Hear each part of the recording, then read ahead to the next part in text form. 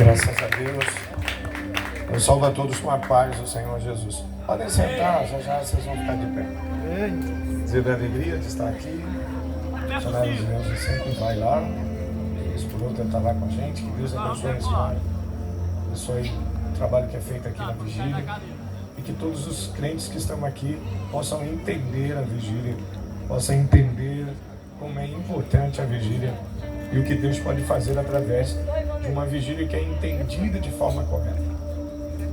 Acho interessante que as grandes maravilhas de Deus, os grandes momentos de Deus, Ele realizou suas revelações nas vigílias da noite.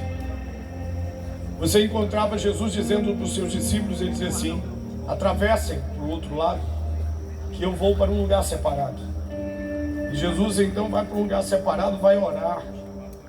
Ele vai ensinar que até ele, como Filho de Deus, onde habitava o poder do Espírito Santo. O Espírito Santo não visitava Jesus, ele habitava em Cristo.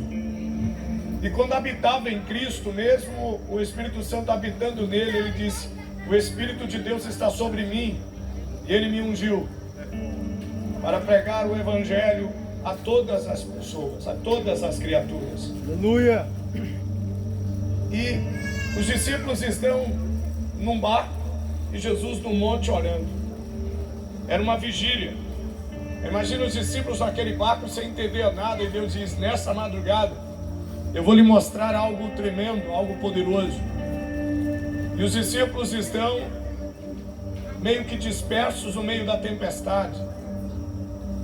Sabe, o cristão verdadeiro, ele entende que nas madrugadas é o momento de entender as tempestades da vida. Todos nós temos tempestades na vida, todos nós. E se você decidiu seguir a Cristo, se prepare para muitas tempestades. Aleluia! Se você vê toda a história dos discípulos, são ventos contrários. Ventos contrários. O grande problema da gente é que a gente espera um evangelho sem ventos contrários. E não vai haver isso. Todos os dias vai ter ventos contrários. Vai ter dificuldades. Aleluia, Jesus. E na dificuldade, eles estão no vento contrário. O vento é muito forte.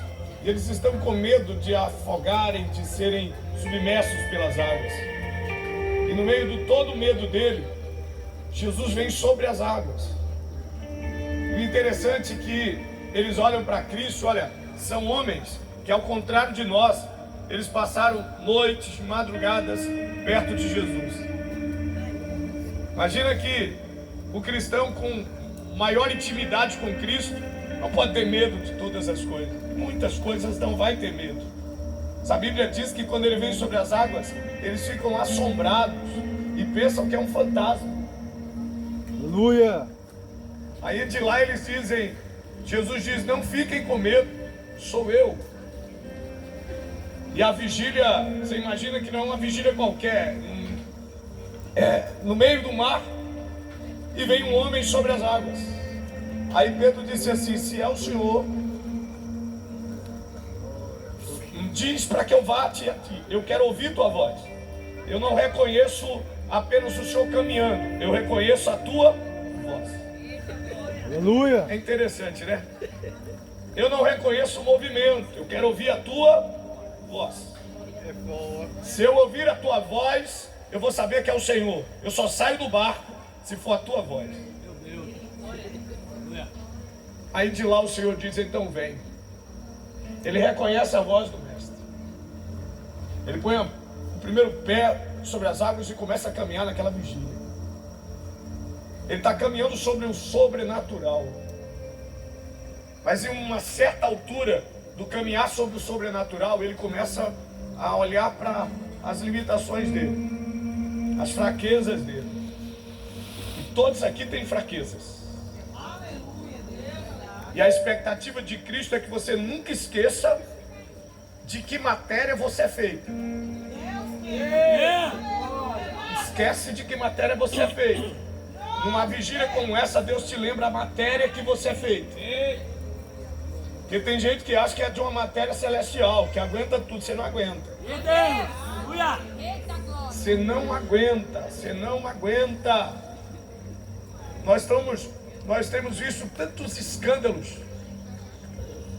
de homens e mulheres, que os escândalos não é em qualquer momento, é no momento de uma vigília da madrugada. Nós temos sido questionados por aqueles que sobem nos montes. Um lugar que era para descobrir Deus tem sido um lugar de escândalos. Pessoas sobem os montes e lá em cima se perdem no monte. Não se perca nunca no monte. Se você subiu por Cristo, fique com Ele. Não se perca no monte. O monte não é um encontro de vasos, é um encontro com Deus. Eu tenho muito receio com essa coisa de encontro de vasos. Porque vasos se encontrando não dá certo. Aperta o cinto, crente. A gente precisa se encontrar com o oleiro.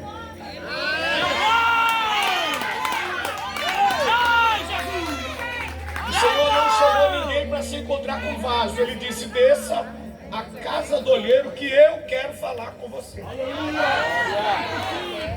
Então você não veio aqui encontrar vaso. Você veio encontrar colheiro. Aleluia, Jesus. Aí vai encontrar vaso fulano, ele vai estar lá. Não, você não veio encontrar com vaso. Se veio encontrar com vaso, está todo errado. Você veio se encontrar colheiro. É na casa do oleiro que a gente veio. Sabe o que eu acho interessante? É que quando Pedro vai caminhando, que ele olha para a fraqueza dele, ele afunda. Só que Jesus, ele não deixa os discípulos, nem os discípulos saber. O único que sabe é João. Porque João é o que ele tem segredos, ele bota a cabeça no peito. Então, é o único que escreve que Pedro afundou é João. E quando João diz, e ele afundou, o Senhor deu a mão e trouxe caminhando sobre as águas. Aleluia!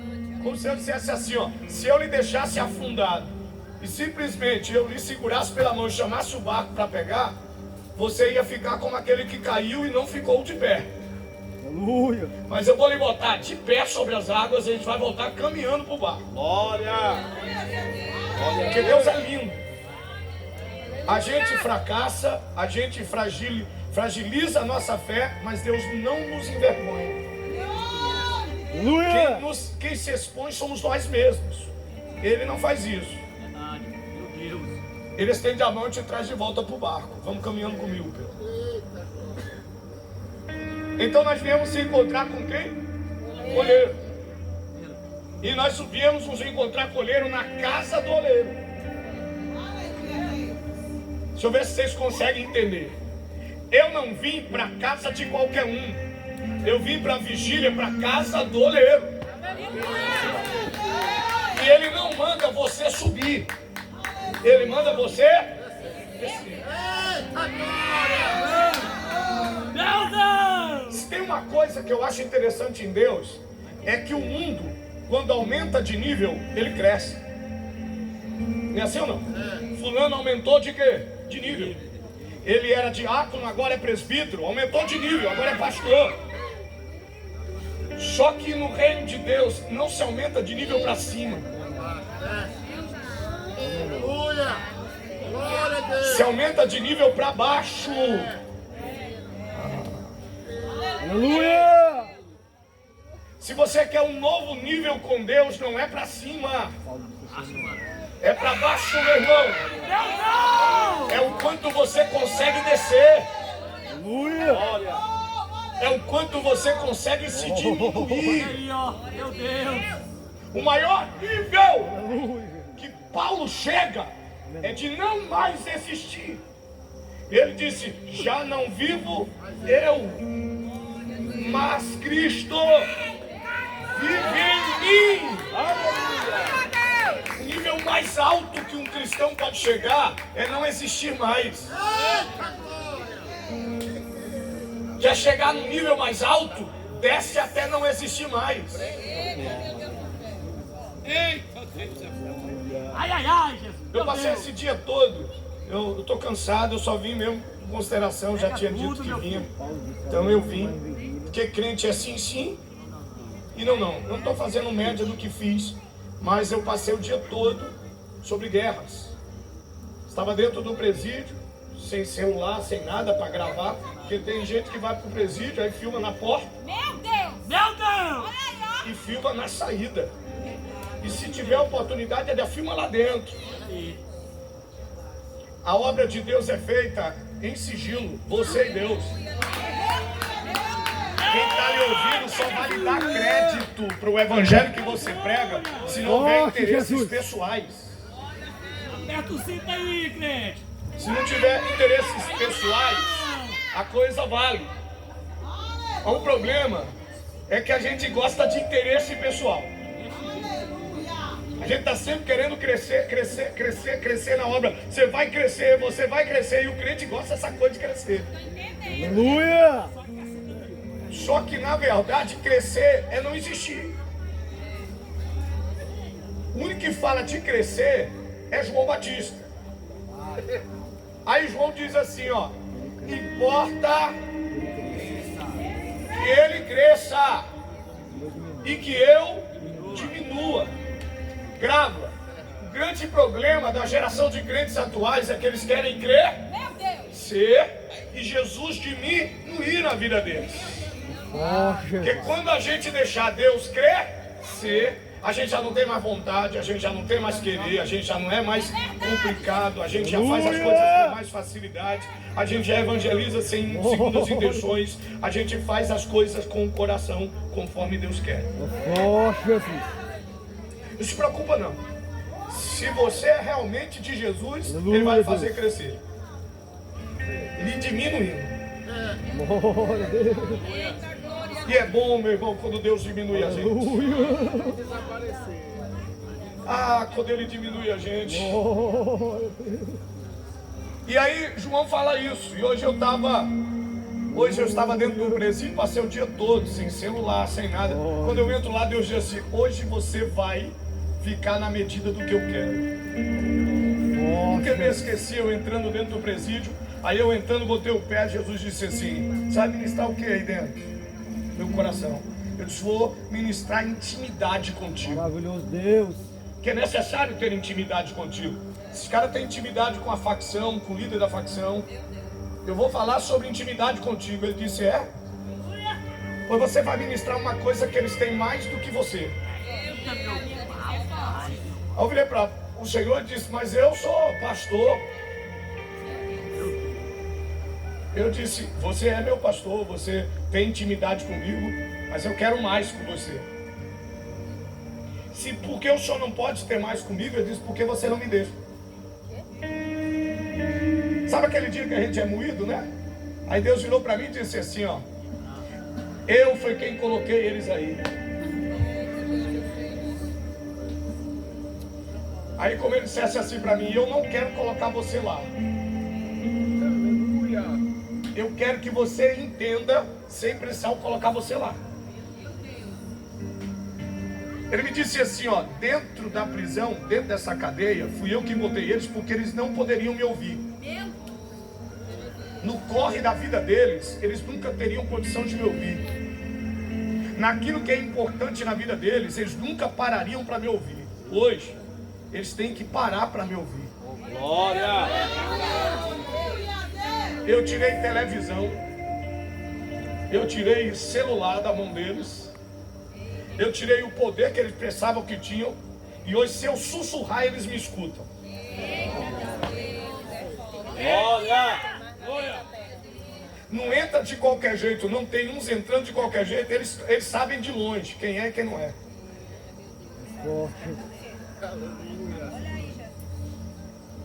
Mas quer ver como Deus tem dificuldade de falar com você?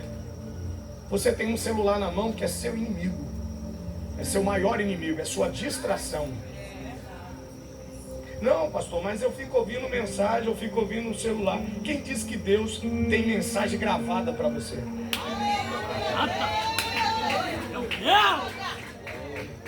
O meu Senhor não fala de mensagens gravadas, Ele fala na intimidade, quentinho, na hora em que o homem fecha a porta, deixa o celular de lado, deixa tudo, tira as distrações, ele fala com você.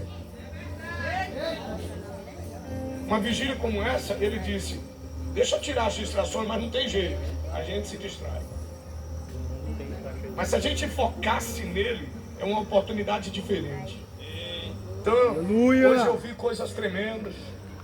Não vou falar para ninguém porque foram particulares daquele momento, na penitenciária de Esperantina. Nós saímos de Teresina, fomos para lá, passamos o dia todo ministrando. E o agente hoje estava tomado pelo Deus Todo-Poderoso. Ele disse, vocês vão ministrar na cadeia toda. Glória a Deus. Isso é difícil, irmão. Ele disse, todos os pavilhões, pastor, eu quero que o senhor passe. Isso, amém. Você vai começar no pavilhão tal, tal, tal. Todas as letras são até D. Você vai passar em todos eles e no especial. Ele ficou tão tomado por Deus que ele tirou os que estavam na triagem, que eram loucos, os loucos, que quebram tudo. Ele falou assim, se no meio dos crentes esses loucos não pararem, não tem lugar para eles pararem. Meu Deus, aleluia, Jesus. Eu vou só comentar isso que é forte. Aí eles tiraram as algemas, botaram eles na algema e botaram os loucos no meio da gente. Os loucos ficaram quietos. Os loucos ouviram a palavra, até choraram. E ele impressionado com aquilo. Aleluia, Jesus. Se alguns aqui já foram do sistema prisional, já estiveram presos lá. Um chefe do plantão, o que coordena os carcereiros, ele não chora. Porque o chorar para ele é sinal de fraqueza para os presos. Hoje o chefe de plantão chorou. Foi para dentro do pavilhão, a gente pregando, e na hora do apelo, ele está lá com as mãos e os presos olhando e sem acreditar no que estava acontecendo. Por que eu estou dizendo isso? É porque num ambiente que é impossível a gente acreditar que houvesse quebrantamento, tem.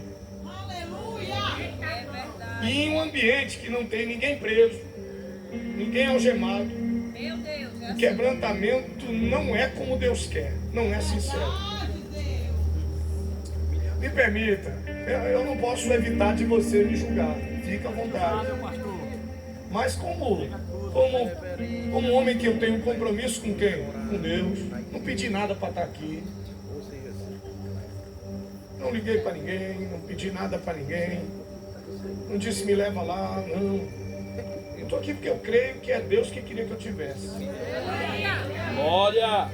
Mas a gente vê tanta coisa. A gente desce a casa do oleiro, mas não se permite o que acontece na casa do oleiro. Eu estava preparando uma mensagem para Aleluia. uma festa. E era sobre a casa do oleiro. Eu disse, eu não posso falar se eu antes não for na casa do oleiro. Eu fui até a casa do oleiro entender como é que o oleiro faz o vaso. E a gente tudo quer ser vaso, né?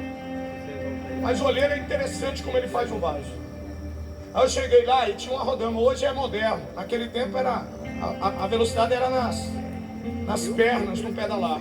Hoje é uma máquina. Você aperta o dedo e ela vai e gira. Aí ele pegou um monte de barro, colocou em cima da rodama que gira, apertou e ficou de longe. Aí quando ele ficou de longe, o barro ficou girando, girando, girando, girando, girando, girando. E ele disse, o que é que o senhor está vendo? Eu disse, um monte de barro. Aí ele disse, vou girar de novo. Ele girou, o barro rodava, os pedaços caíam para lá. E ele disse, o que é que o senhor está vendo? Eu disse, um monte de barro girando. Ele disse, é isso mesmo. E eu disse, e onde você entra nisso? Ele sentou, ligou o quê? A rodama, pegou um monte de barro e botou as mãos. Quando ele botou a mão, um monte de barro já não era mais monte de barro, começou a girar e criar forma. Aí ele virou para mim e disse assim, ó, sem as minhas mãos você é um monte de barro girando sobre a terra. Vai e volta, é só um monte de quê? Glória. Aleluia. para eu chamar o